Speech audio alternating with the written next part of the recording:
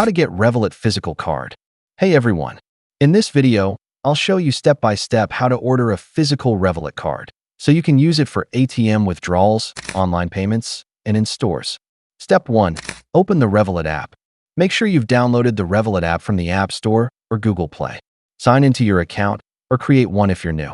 Step 2. Go to the Cards tab. At the bottom menu, tap on the Cards icon. You'll see your virtual card if one has been issued already.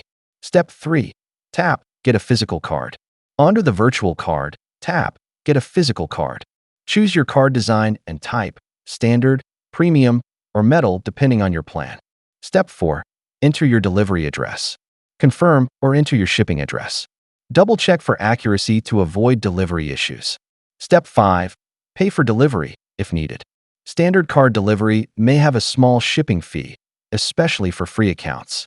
Premium or metal plan users usually get free express delivery. Step 6. Wait for delivery.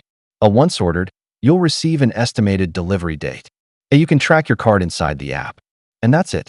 Once it arrives, follow the instructions in the app to activate your card and set a PIN. Thanks for watching.